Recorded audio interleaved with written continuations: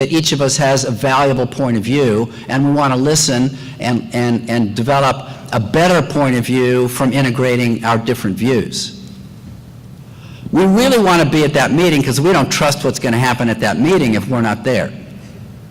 We don't trust anybody to run the ball down the field. So, and a lot of us, I think, have unwittingly perpetuated this, because we talk about the virtues of teamwork and the virtues of collective work, and certainly I do too. Because I think when you move from technical problems to adaptive problems, you begin to move appropriately from more authoritative modes of decision-making to more participative and collective modes of decision-making. Because adaptive challenges that require new capacity, frequently require more collective intelligence and collective responsibility. But if the problem is primarily technical, nothing is more efficient than authoritative command. So our ability to prepare people to practice authority well and to speak to members of our communities, citizens, constituents, stakeholders. I don't use the word follower because I don't think that's really what we're trying to accomplish. I think that in leadership, you're trying to develop more leadership, because if it's an adaptive challenge, you can't do it by yourself. You need people who will mobilize other people to take responsibility.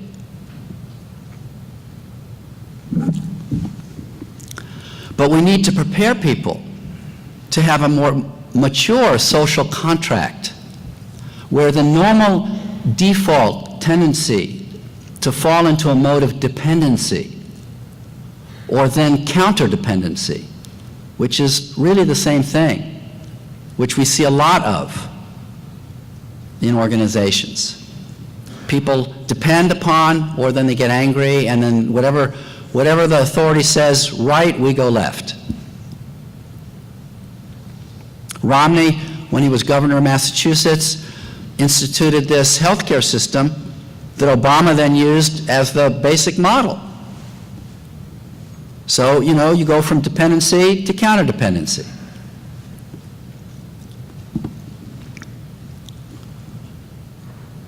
We need to work, and this is one of the jobs then of people in the practice of leadership. We need to help our citizens, our communities, our members, move from dependency and counterdependency to independence and interdependence, which is really a different mode of operating. It's a mode of operating where you can say, I really will trust you with power. And of course I'm going to supervise you, and I need you to check in with me, and I need to know, but I'm also going to trust you to tell me when you don't know.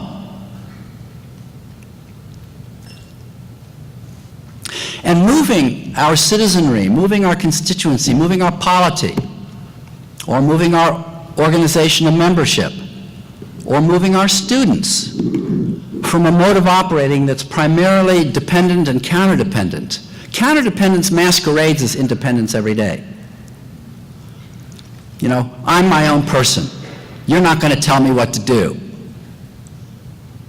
Sounds like independence, but it's not. It's just another more interesting form of entrapment. But moving people to a new social contract, restoring our capacity for authority relationships, renewing people's capacity for trust is one of the central adaptive challenges, I think, of our time. One last thing. In my 2 minutes, I am getting the hook. I think we begin to repair trust by listening. I had a couple of slides which I prepared. I know I didn't show any today, my apologies. With 8 or 10 different ideas about repair of trust, but one of them, it starts with listening. Now, listening is hard to do, Because to really listen well means you have to let yourself be influenced. And that may mean that you're actually being disloyal to the people who expect you to represent a point of view. But if you actually listen to another point of view and let that inside, you may then have to turn back around to your own internal or external set of loyalties, constituencies in your professional surround, in your personal surround, or even in your ancestry, and say, you know, wait a second, I need to buy myself some space because I need to listen to this person, and I know it's disloyal to you for me to listen, but I need to listen. So training people to listen to the abuse, to the outrage, to begin to repair and heal the distrust,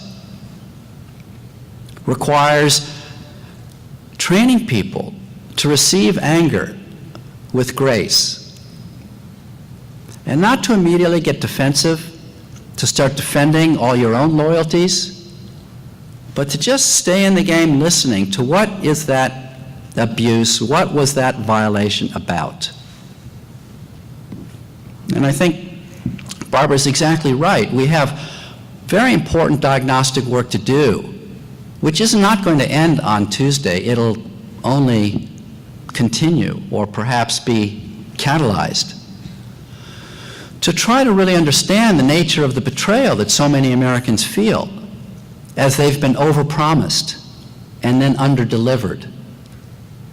Because you see, it's so easy to gain positions of authority by promising people rather than challenging people.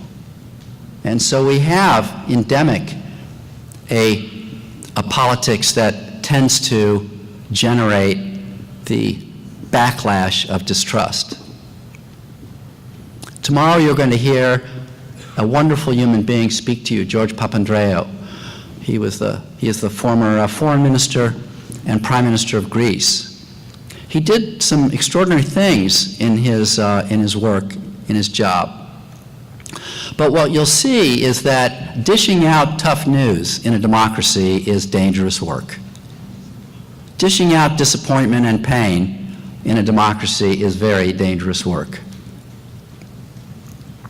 And I hope this morning I've helped you, at least I've hoped to share with you a structure of thinking about it so that when you listen to him, you'll begin to understand how the nature of the authorization and the social contract helps begin to explain what made his particular job so challenging and costly. Thank you very much.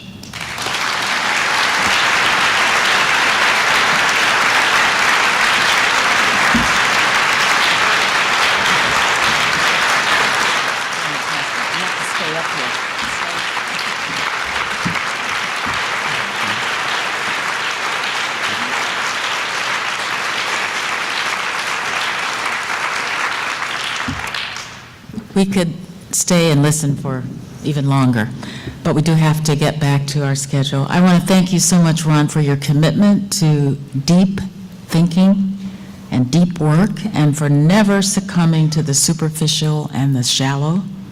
It gives us courage to risk the pursuit of excellence rather than being co-opted by the expedient. On behalf of ILA, please accept this globe as a token of our deep appreciation and respect for you and the impact you've had globally on the field of leadership. Thanks. Thank you.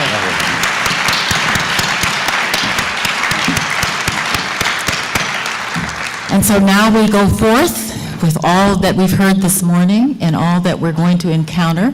And please remember that there will be a reception in which we can honor all the recipients that we've had this morning, and we'll be able to have book signings as well. See you later. Have a great day.